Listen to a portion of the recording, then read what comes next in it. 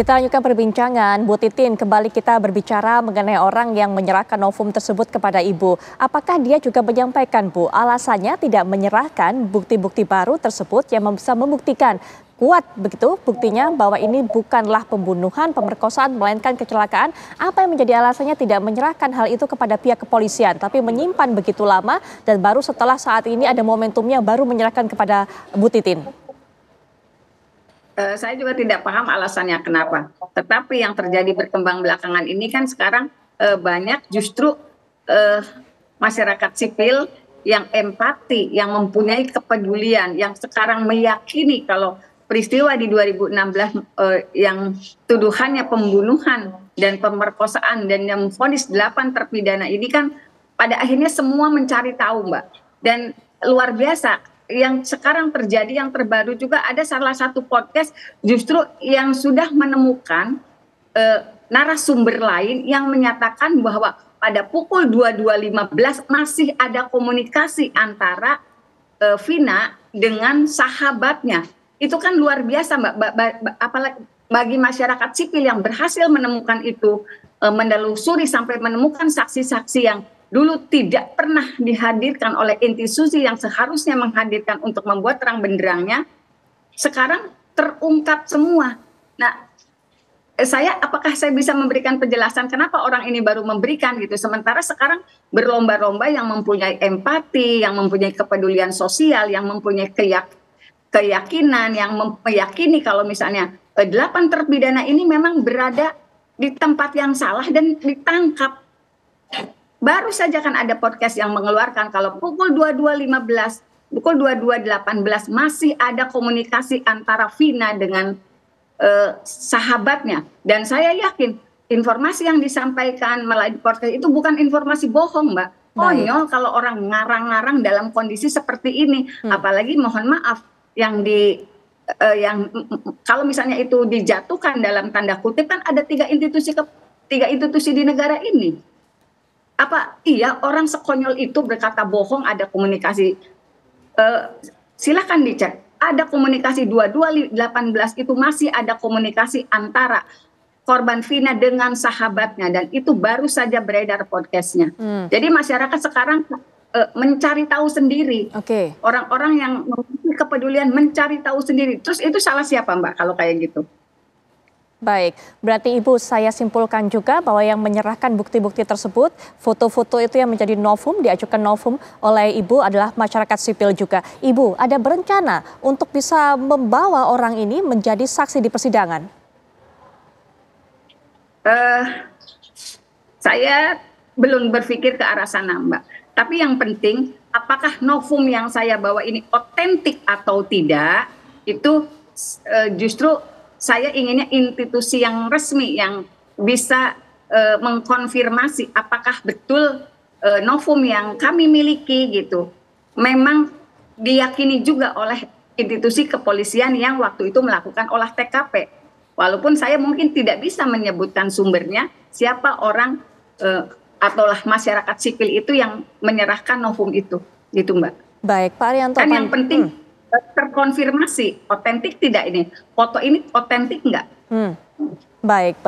Pak Arianto, pandangannya termasuk juga kalau kita lihat tadi deretin novum lainnya adalah termasuk pernyataan Kapolri, kemudian juga keterangannya disampaikan oleh Dede. Silakan. Itu kan menurut pandangan daripada Ibu itu kan bahwa itu merupakan novum ya. Tapi kan udah jelas tadi yang namanya novum itu seperti tadi dijelaskan Pak Juru Fikar kan bahwa itu adalah suatu keadaan yang dulu tidak muncul dalam persidangan, yang seandainya keadaan itu dulu muncul dalam persidangan itu, maka tidak akan menimbulkan putusan yang demikian kan kira-kira gitu. Nah sekarang beliau tadi mengatakan itu novum, ini ada saya terima novum kayak gini gitu. Kemudian tolong polisi cek kembali apakah benar otentik apa tidak. Sekarang ini Bu, kalau yang namanya di dalam PK ini ngomong masalah novum itu tuh penyidik sudah nggak bisa dilibatkan lagi. Yang dilibatkan adalah jaksa, makanya kan sudah dikonter sama jaksa. Jaksa bilang itu tidak benar gitu kan. Itu mentoknya cuma di situ kalau kita bicara masalah novum ya.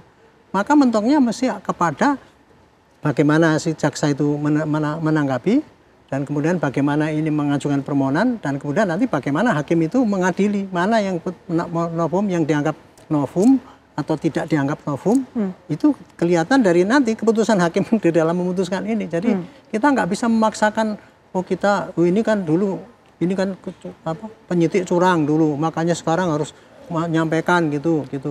Institusi polisi harus gentle, kalau salah ya diakui. Bukan masalahnya itu. Sekarang ini kita nggak bisa lagi masuk di dalam ranah untuk dalam PK ini, kita nggak bisa ikut-ikut campur dalam itu. Kita hanya melihat saja nanti, yang ikut campur di situ adalah jaksa. Gitu. Makanya saya berharap PK ini cepatlah diputus, kemudian putusannya apapun ya, diterima apa ditolak, paling tidak itu memberikan pencerahan ya, ini gonjang-ganjing itu kepada rel yang betul. Tidak orang masyarakat dibingungkan dengan asumsi ataupun novum-novum yang betul-betul pasti pelatihan benar gitu ya. Saya tidak menyangkal itu nggak benar ya. Tapi memang patut itu diduga kebenarannya. Cuman kebenaran itu kan tidak masuk di dalam satu ranah peradilan sehingga tidak bisa mengkoreksi kesalahan yang masa lalu. Makanya ini apapun yang disampaikan itu anggap novum, seperti tadi keterangan Pak Kapolri tidak scientific crime investigation. Ya. Nanti pertanyaannya pada hakim. Ya. Nah ini Pak Fikar juga. Kita nggak tahu itu. Oke. Dari sudut pandang hukum pidana, bisakah kemudian pernyataan Kapolri seperti itu digolongkan sebagai novum? Saya kira begini, kan sudah jelas pengertian novum itu sebenarnya keadaan atau bukti yang waktu itu sudah ada sebenarnya. Sudah ada atau baru ada juga boleh gitu ya. Tetapi kalau kita mengacu kepada pernyataan Kapolri umpamanya, itu kan baru saja kan, baru saja, dan itu menurut saya juga spontanitas saja itu menyatakan seperti itu gitu. Dan apakah bisa dipertanggungjawabkan? Tentu saja orang akan bilang, oh itu pucuk pimpinan dari kepolisian, nggak mungkin tidak tepat, kan pasti bisa orang berargumen seperti itu gitu. Nah tetapi itu menurut saya bukan novum dalam pengertian yang dimaksudkan di dalam KUHAP gitu. Jadi bukan itu gitu. Itu kan analisis saja sebenarnya, pendapat sebenarnya itu. Artinya Anda pribadi sebenarnya berpendapat bahwa novum-novum yang diajukan oleh kuasa hukum ini cukup lemah? Nah, menurut saya itu tidak punya kekuatan sebagai novum, terutama itu yang dipakai pernyataan Kapolri itu loh. Nah itu sangat, menurut saya itu sangat lemah kalau itu dijadikan novum. Bagaimana dengan pernyataan yang disampaikan seperti Dede yang dulu katanya adalah memberikan keterangan yang berbeda dengan saat ini, betul? Seperti itu bagaimana Pak Fikar? Kalau itu begini menurut saya, kalau betul itu keterangan palsu, mestinya ada proses hukum dulu terhadap kepalsuan orang memberikan keterangan ini. Menurut saya tidak masuk akal sebuah putusan dikalahkan hanya oleh pernyataan seseorang. Putusan pengadilan itu bisa dikalahkannya dengan putusan lagi gitu. Jadi bukan hanya dengan pernyataan. Berarti membawa novum tadi itu pernyataan Dede sebenarnya percuma. Nah, harusnya itu diproses dulu. Diproses terlebih dahulu. Diproses dulu, dia bahwa ini palsu nih, orang memberikan keterangan palsu, harus diproses pidana dulu. Nah, putusan terhadap proses orang yang berkata palsu itu, nah itulah yang bisa dijadikan novum. Menurut saya itu sebenarnya. Gitu. Oke, baik. Bu Titin, bagaimana tanggapannya? Karena kalau dikatakan tadi oleh Pak Fikar, lemah sebenarnya novum-novum yang diajukan oleh Bu Titin. Bahkan sebenarnya urutannya ada yang miss kalau Anda kata memang ingin mengajukan apa yang disampaikan oleh Dede sebagai novum dalam dalam perkara Saka Natal. Silakan, Bu Titin. Ya, kan selain novum kan memang kita juga kan menyajikan argumen hukum mengenai kekhilafan majelis, Mbak. Di samping itu juga kan kami juga mempersiapkan saksi-saksi yang belum pernah dihadirkan dalam persidangan di 2016. Jadi kalau misalnya ada kelemahan di satu ini kan kita juga bisa menyampaikan di persidangan. Kita juga akan menghadirkan saksi-saksi yang lebih menguatkan. Jadi kalau misalnya ada satu kelemahan dalam penyusunan kan tetap tidak semuanya pasti 100% baik, Mbak. Karena dalam tim juga tidak seluruhnya tergabung dan pernah hadir di persidangan. Tentu saja ada pendapat-pendapat yang berbeda. Dan itu kita mengakomodir keseluruhannya dalam tim, tetapi pada satu sisi kita juga berusaha menguatkan dengan terus mencari saksi-saksi yang bisa menguatkan dan akhirnya bisa mengabulkan PK yang untuk Saka Natal. Itu, Mbak. Baik, terakhir juga mungkin singkat-singkat Pak Fikar ataupun juga Pak Arianto sebagai penutup. Pak Fikar terlebih dahulu. Menurut saya gini, kalaupun harus ada mengajukan PK, dan itu salah satu usulan Pak Arianto juga, mestinya yang ditampilkan adalah novum alibi. Gitu. Itu yang paling kuat itu sebenarnya. Ya, novum alibi maksudnya umpamanya ketika terjadi peristiwa itu, Saka Tatal itu tidak berada di tempat itu, gitu. Atau dia sedang melakukan apa gitu. Nah, sebenarnya yang paling kuat itu novum alibi, gitu ya. Baik.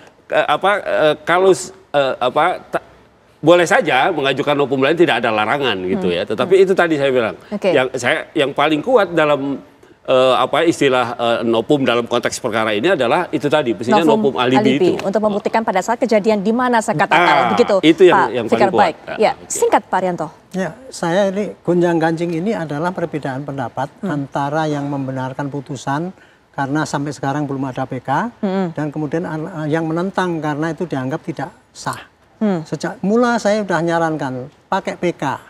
Maka harapan saya mudah-mudahan cepat PK itu diproses dan diputus. Disitulah nanti akan kita lihat apakah si peradilan yang dulu itu memang betul-betul nggak benar, sehingga perlu dikoreksi dengan PK yang ini. Atau yang dulu memang sudah ada sehingga PK-nya ditolak, sehingga kelanjutan daripada penyidikan itu ya sesuai dengan putusan pengadilan yang ada tahun 2017 itu. Baik, Pak Arianto, terima kasih sudah memberikan pandangan. Pak Fikar juga terima kasih sudah memberikan pandangan dari sudut pandang hukum pidana, dan Bu Titi juga terima kasih sudah memberikan apa pendapatnya dari proses persidangan yang berlangsung hari ini. Kita akan terus tunggu bagaimana kelanjutannya. Selanjutnya Anda juga akan memberikan rangkaian kabar-kabar menarik untuk Anda. Silakan Ken. Ya, betul sekali Putri Viola dan juga pemirsa. Apa kabar Indonesia Malam masih akan menemani Anda pemirsa. Kami akan hadirkan informasi mengenai Komisi Pemberantasan Korupsi atau KPK yang meringkus pegawai Komisi Anti Rasuah Gadungan yang memeras pejabat pemerintah Kabupaten Bogor.